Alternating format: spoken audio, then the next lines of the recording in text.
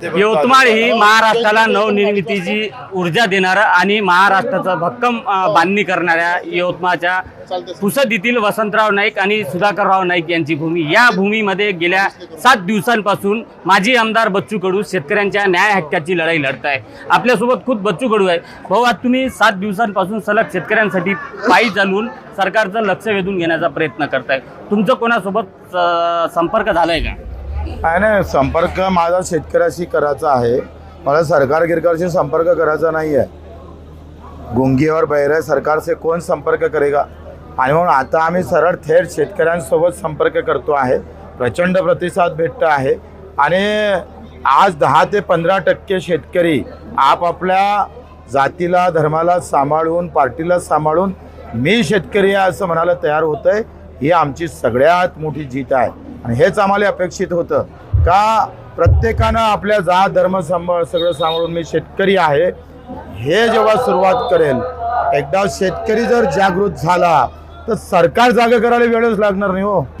आता isakal.com आहे देशातील नंबर 1 ची मराठी न्यूज वेबसाईट। प्रत्येक अपडेटसाठी isakal.com ला नक्की भेट द्या। मराठीच्या मुद्द्यावर आपण बघतोय की सगळं महाराष्ट्र एकत्र झाला, मात्र अशातच शेतकऱ्यांसाठी कोणी एकत्र येत नाही। शेतकरी जातीत विभागून ठेवलेला आहे, धर्मात विभागून ठेवला, पार्टीत आहे, त्याच्यानं त्याचं महत्त्व कमी झालं ना। त्याचा प्रभावच संपवलेला आहे आणि मग प्रभाव नाही तर मग कोण त्याला विचार करणार आहे। म्हणजे ज्या फळाचे आम्ही पाहतोय झाडाचे फळं कडू असले कधी जसे लोक खात नाही, तसं मतदानामध्ये ज्याचा प्रभाव संपला आणि त्याला विभागून टाकलं त्या शेतकऱ्यांना निवडणुकीत विचार होत। भर विधानसभेच्या निवडणुकीमध्ये सोयाबीनचे भाव 500 कमी झाले, कापसाचे भाव 1000 कमी झाले, तरी लोकांनी संताप व्यक्त केला नाही। आणि हेच जर पगार कमी झाला असता तर सरकारने पाडलं असतं कर्मचारी अधिकाऱ्यांना। एकीकडे शेतकऱ्यांच्या आत्महत्या रोज वाढत आहेत, तर दुसरीकडे विकासाचा महाप्रकल्प म्हणून शक्तीपीठ असेल, असे अनेक प्रकल्प पुढे घेतले जाते। याकडे कसं बघताय? मागितले ना कोणा मागितलं शक्तीपीठ? लाडकी बहीण कोणा मागितली? त्या नागपूरची मेट्रो कोणा मागितली होती? विचारा गडकरी साहेबांना।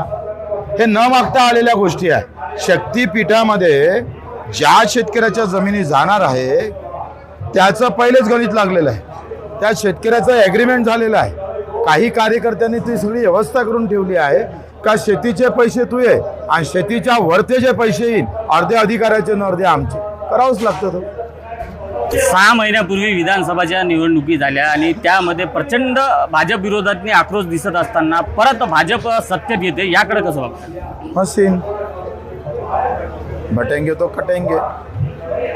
आता या सगळ्या भावनेत हात टाकला का माणूस पिजलतं।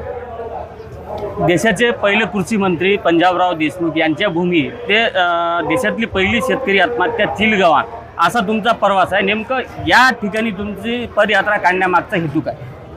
खरं तर हा वसंतराव नाईकांचा जिल्हा आहे, जन्मजिल्हा आहे आणि पंजाबराव देशमुख अमरावतीचे कृषी मंत्री होते पहिले आणि चिंचलगावची ही पहिली आत्महत्येची नोंद सुरू झाली। आता वसंतराव नाईकाच्या काळात आणि पंजाबराव देशमुखांचे जे काही ध्येय धोरणं होते ते ध्येय धोरणं शेतकऱ्याच्या संबंधित होते, शेतकऱ्यासाठी एक एक पाऊल टाकणारे होते आणि त्याच यवतमाळ अमरावतीमध्ये आत्महत्याचा आकडा वाढत चाललेला आहे, प्रचंड ताकदीनं वाढत चाललेला आहे। आणि मग त्या जिल्ह्यामधून सुरुवात करावी, जिथं आक्रोश जास्त आहे तिथं आपण खरं तर गेलो पाहिजे। त्या भूमिकेतून आम्ही हे मार्ग निवडला आणि पहिल्या आत्महत्येची नोंद साहेबराव खर्डे पाटलाच्या माध्यमातून त्यांच्याकडून सुरू झाली आणि पहिल्या आत्महत्या होत होत्या पण त्याची नोंदच नव्हती, पण पहिल्यांदा लिहून ठेवल्यामुळं तिथून ते सुरुवात झाली ना आता त्याच्या नोंदी घेतल्या जातात पण त्याचा काही परिणाम पडत नाही। तुमच्या यवतमाळ जिल्ह्यातल्या हजारो आत्महत्या करणाऱ्या शेतकऱ्याला पैसे भेटले नाही, पात्र असून त्याला डावलण्याचा प्रयत्न केलेला, व्यवस्थित त्याच्या हाती पुन्हा मरण देण्याची व्यवस्था आहे।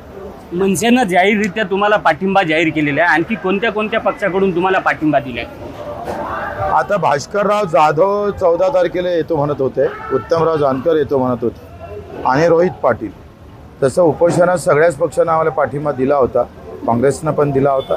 हे आमच्या मागणीचं त्याला समर्थन आहे. नक्कीच आपण बघतोय की बच्चू कडू सध्या शेतकऱ्यांच्या प्रश्नावर आक्रमक झाले. अशात ते यवतमाळ जिल्ह्यात दाखल झालेले आहे.